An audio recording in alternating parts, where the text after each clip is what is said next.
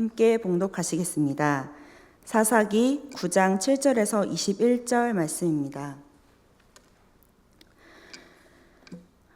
사람들이 요담에게 그 일을 알림해 요담이 그리심산 꼭대기로 가서 서서 그의 목소리를 높여 그들에게 외쳐 이르되 세겜 사람들아 내 말을 들으라. 그리하여야 하나님이 너희의 말을 들으시리라.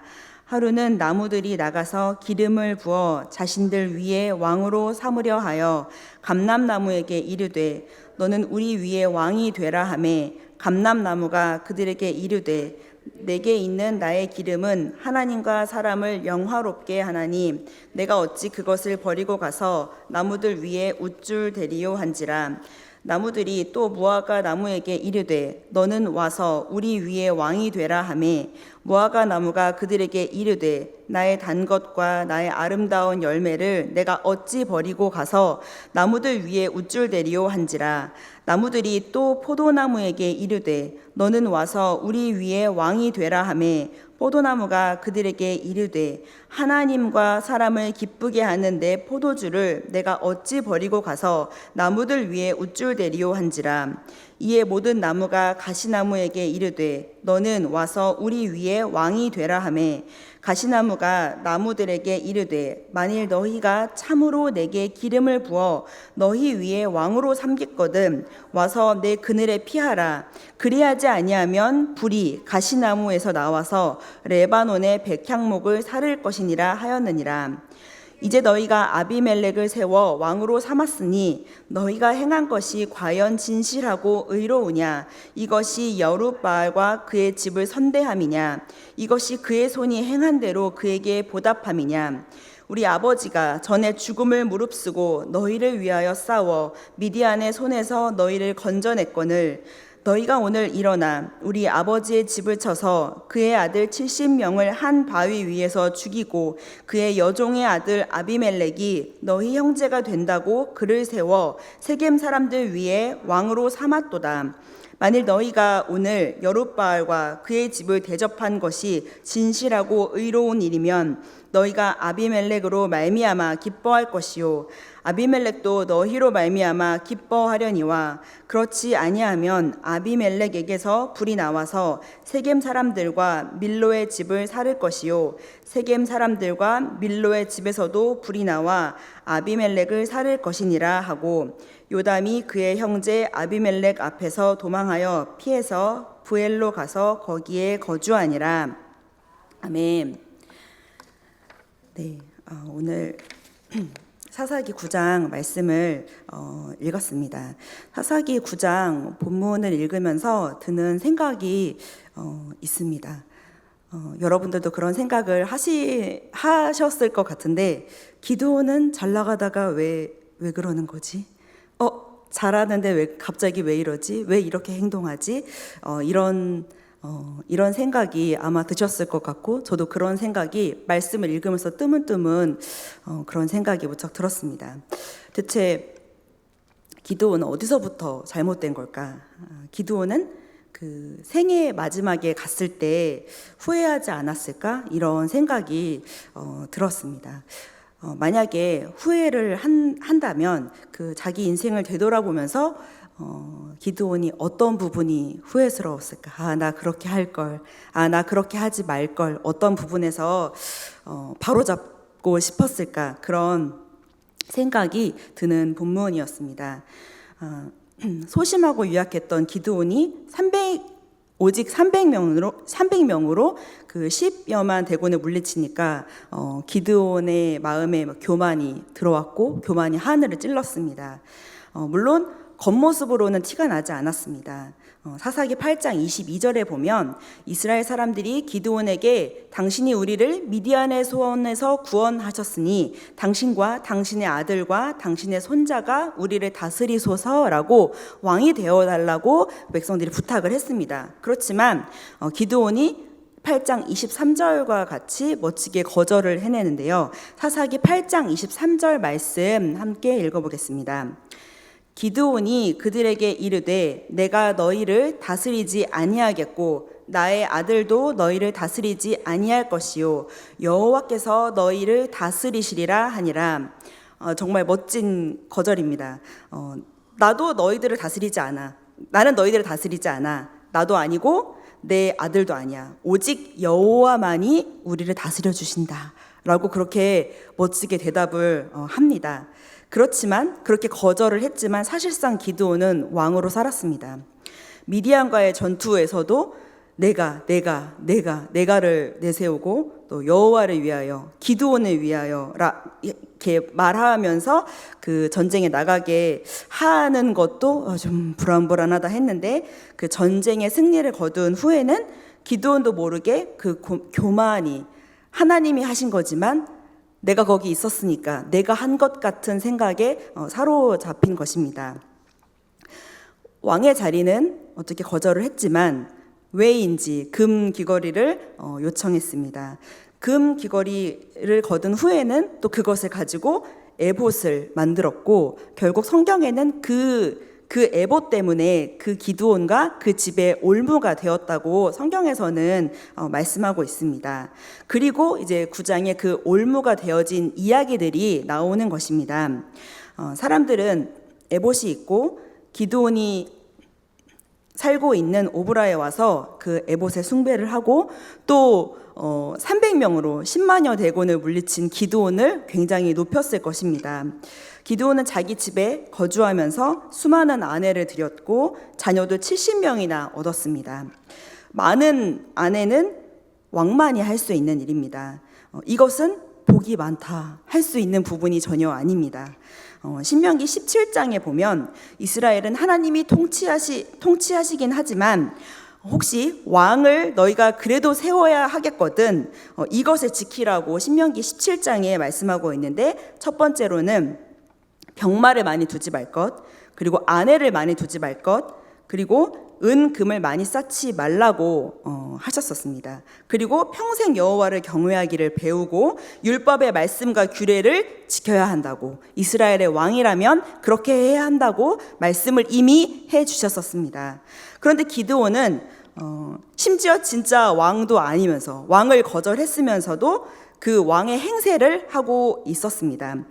세겜에는 첩도 있었는데 그 첩의 아들이 바로 아비멜렉이었습니다.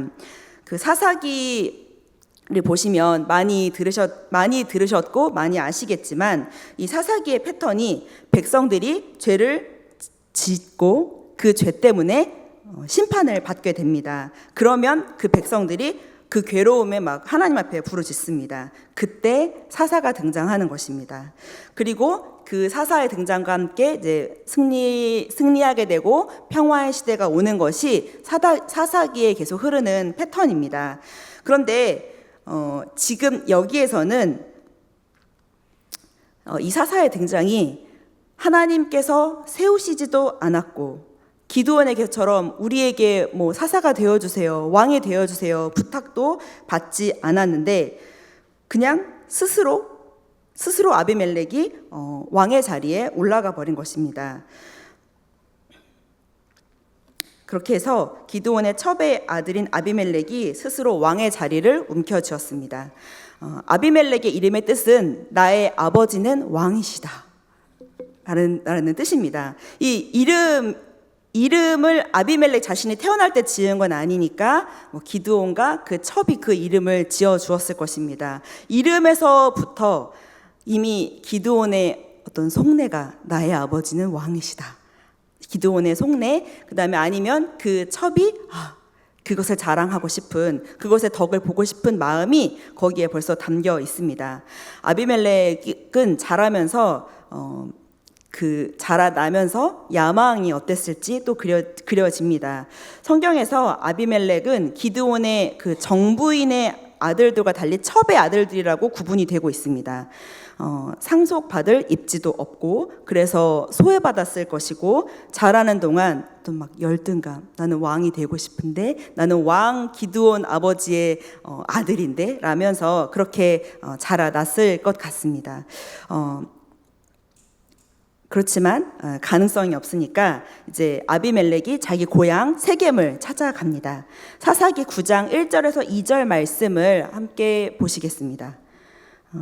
여룻바알의 아들 아비멜렉이 세겜에 가서 그의 어머니의 형제에게 이르러 그들과 그의 외조부의 집에 온 가족에게 말하여 이르되 청하노니 너희는 세겜의 모든 사람들의 귀에 말하라. 여룻바알의 아들 70명이 다 너희를 다스림과 한 사람이 너희를 다스림이 어느 것이 너희에게 나으냐. 또 나는 너희와 골육임을 기억하라 하니 자기 어머니의 형제들에게 가서 자기 아버지가 왕은 아니지만 왕과 같은데 그 아들이고 그리고 그들의 친척인 점을 세겜 사람들에게 가서 이제 어필을 하는 것입니다. 그 70명의 형제들보다 세겜 사람인 내가 왕이 되는 게 낫지 않겠냐고 이제 얘기를 합니다. 그래서 세겜 사람들이 좋다고 하면서 아비멜렉을 적극 밀어주었습니다. 그리고는 이제 왕으로 밀어주면서 은 70을 주고 그 은 70으로 아비멜렉이 한 일이 전에 우리가 묵상한 것처럼 불량배들을 샀고 그 불량배들을 통해서 그 나머지 70명의 그 형제들을 모조리 잔인하게 죽여버립니다. 그런데 이때 70명의 아들 중에서 막내 아들인 요담만 극적으로 살아남았습니다.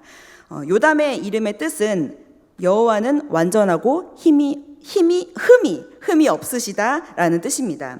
요담은 세겜 사람들이 아비멜렉을 왕으로 세운 것을 듣고 세겜 사람들을 찾아갑니다. 세겜은 그 에발산과 그리심산 사이에 있는데 요담은 그 그리심산 꼭대기에 올라가서 외칩니다. 요담이 그리심산에 올라가서 외쳤다고 하는 것은 우연히 어떤 산에 그냥 가게 돼서 올라간 것이 아닙니다. 그리심산과 에발산은 기억해 보시면 그 모세의 명대로 그 여호수아가 이스라엘 백성들과 가나안 땅으로 들어왔을 때 그 에발산과 그리심산에서 축복과 저주를 선포했던 산이었습니다. 특별히 그리심산은 축복이 선포되던 산이었습니다. 그런데 요담이 이 축복의 산에서 지금 저주를 선포하고 있습니다. 아비멜렉의 죄악 때문에 그렇습니다. 그러면서 요담은 세겜 사람들이 아비멜렉을 왕으로 선택한 것이 얼마나 황당한 일인지 우화로 빗대면서 이야기를 합니다. 그 우화가 상당히 재밌게 표현을 했는데 그 8절에서 15절까지 그 이야기가 쭉 나오고 있습니다. 8절에서 15절의 이야기를 보면 먼저 숲에 있는 나무들에 대해서 묘사를 합니다. 이 비유에서 나무들은 이스라엘을 상징합니다.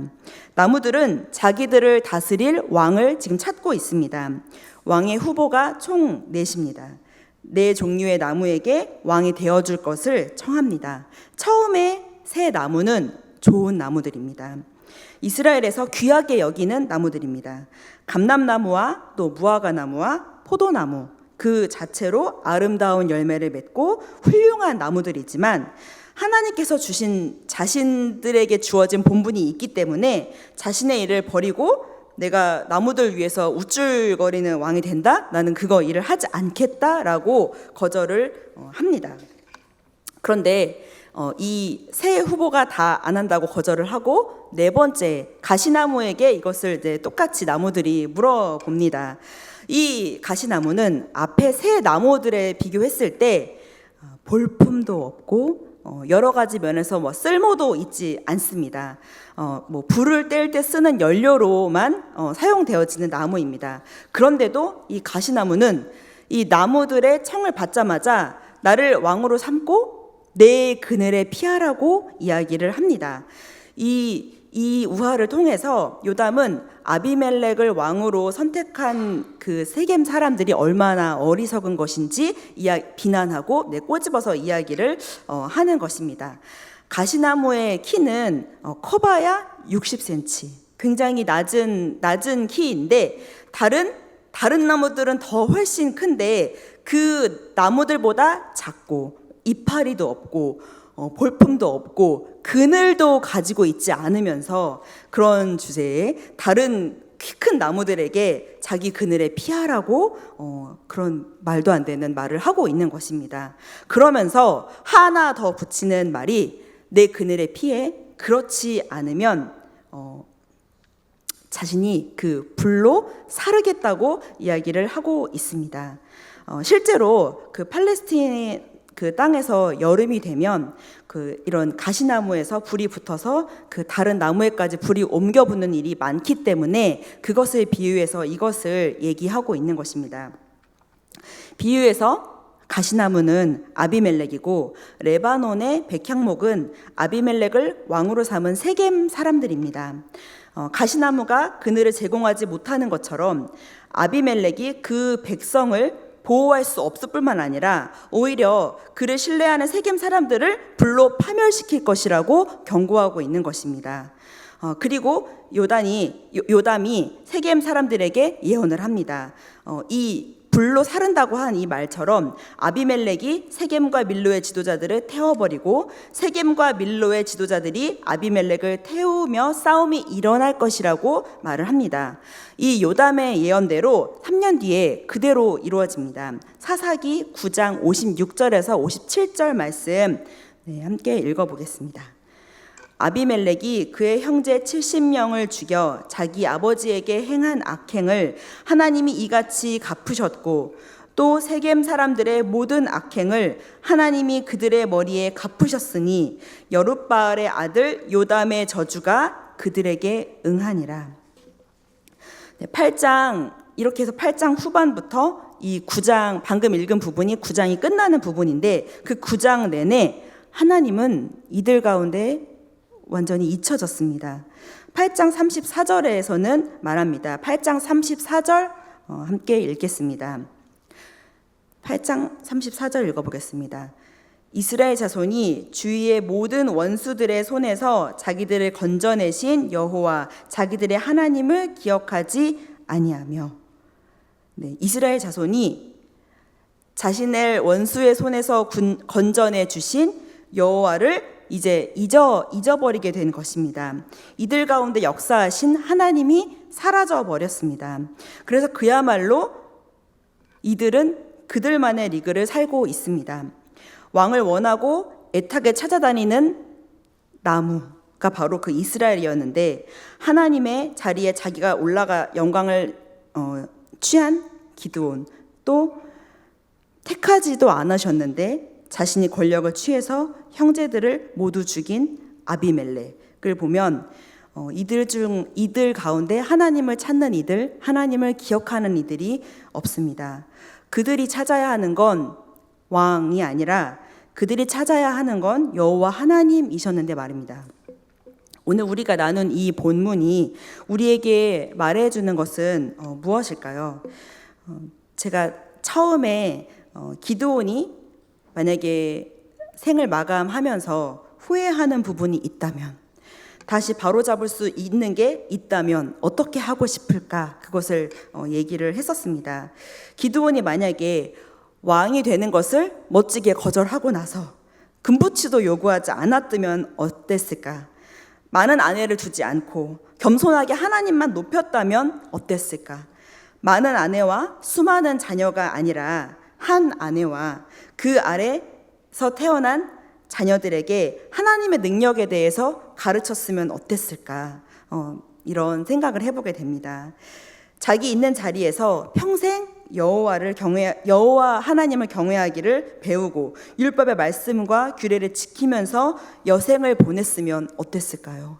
그랬다면 이러한 결과는 일어나지 않았을 것입니다. 또 그 70명의 자녀도 없었을 것이고 또 70명의 자녀들이 이렇게 비참하게 죽는 일 또한 없었을 것입니다. 사사기 9장은 기드온이라는 지도자가 그의 말년에 뿌린 씨앗들이 자란 결과들이라고 볼 수 있습니다. 하나님의 자리에 자기 자신이 올라가는 것은 정말 무서운 일입니다. 그런데 그는 그렇게 했습니다. 그것은 엄청난 교만입니다. 교만의 히브리어는 가바흐입니다. 스스로를 높이다, 우쭐대다의 의미를 가지고 있습니다. 자신의 분수에 지나치게 하나님께서 주신 것보다도 마음대로 올라가려고 하는 마음이 교만입니다. 그 마음의 중심에 하나님이 없게 됩니다. 교만하면 하나님보다도 자신에 대한 사랑이 더 지나쳐지게 됩니다. 자신의 욕심 때문에 하나님이 보이지가 않습니다. 자신의 연약한 점을 모르고 스스로 무척 대단한 존재로 여기거나 아니면 자신이 연약하기 때문에 혼자 힘으로 어떻게 해보려고, 보이지 않는 하나님이 아니라 다른 어떤 강력한 힘에 의지해서 해보려고 애를 씁니다. 이것이 바로 교만입니다. 하나님의 자리에 스스로 앉아 있는 것입니다. 교만의 위험성은 하나님의 말씀이 들리지 않습니다. 나 자신이 이미 하나님의 자리에 앉아 있기 때문에 내 기준대로 판단하려고 합니다. 잠언 16장 18절 말씀 잠깐 읽어보겠습니다. 잠언 16장 18절 말씀. 교만은 패망의 선봉이요 마음은 넘어짐의 앞잡이니라. 기드온은 평생에 여호와를 경외하기를 배우고 율법의 말씀과 규례를 지키면서 여생을 보내야 했습니다. 그런데 그렇게 하지 않았기 때문에 교만으로 빠지게 되었고 이러한 엄청난 일들이 벌어지게 되었습니다. 그런데 그것은 오늘 우리들도 경각심을 가져야 하는 말씀입니다. 그러면 교만에 빠지지 않는 방법을 알아야 하는데, 유혹에 흔들리지 않아야 하는 방법을 알아야 하는데, 우리 인간의 힘으로는 사실 교만에 빠지지 않고 유혹에 흔들리지 않는다는 것이 있을 수가 없습니다. 오직 주의 말씀에 의지하는 것 밖에는 방법이 없습니다. 우리들은 어느 때에든 쉽게 교만해집니다. 하나님이 중심이 되셔야 되는 자리에 너무 급한 나머지 제가 막 올라서게 됩니다. 그렇게 우리가 교만해지는데 예수님의 마음은 교만과는 정반대입니다. 우리는 예수 그리스도의 마음을 본받아서 그 교만을 물리치는 훈련을 해야 하겠습니다. 빌립보서 2장 3절에서 8절 말씀 좀 길지만 한번 같이 읽어보도록 하겠습니다. 빌립보서 2장 3절에서 8절 말씀입니다. 오직 겸손한 마음으로 각각 자기보다 남을 낮게 여기고 각각 자기 일을 돌볼 뿐더러 또한 각각 다른 사람들의 일을 돌보아 나의 기쁨을 충만하게 하라. 너희 안에 이 마음을 품으라. 곧 그리스도 예수의 마음이니 그는 근본 하나님의 본체시나 하나님과 동등됨을 취할 것으로 여기지 아니하시고 오히려 자기를 비워 종의 형체를 가지사 사람들과 같이 되셨고 사람의 모양으로 나타나사 자기를 낮추시고 죽기까지 복종하셨으니 곧 십자가에 죽으심이라. 하나님께서 나타나신 일이 아무리 귀해도 그것은 내가 한 일이 아니고 하나님께서 하신 일임을 드러내야 합니다. 하나님과 동등하신 예수님도 하나님 앞에서 자신을 낮추셨고 사람들 앞에서도 본인을 종처럼 낮추셨습니다. 그 겸손함을 배워서 교만을 물리쳐내고 정말 여호와의 말씀을 언제나 묵상하면서 그 믿음에서 떨어지지 않도록, 교만하지 않도록, 그 내 마음의 중심에 하나님이 아니라 내가 올라서지 않도록 주의하여야 하겠습니다. 잠언 16장의 말씀처럼 교만한 것은 패망과 심판만이 기다릴 뿐입니다. 9장에서 오늘 본문에서 읽었던 것처럼 감람나무와 무화과나무와 포도나무처럼 주신 것 안에서 자기 삶을 성실하게 살아가는 것이 오히려 많은 사람을 유익하게 할 뿐만 아니라 하나님께도 기쁨과 영광이 되는 것입니다. 하나님께서 주신 것 안에서 감사하고 주님의 자리에 내가 올라가지 않도록 늘 겸손한 자세로 오늘을 살아가는 모두가 되시기를 소망합니다. 기도하겠습니다.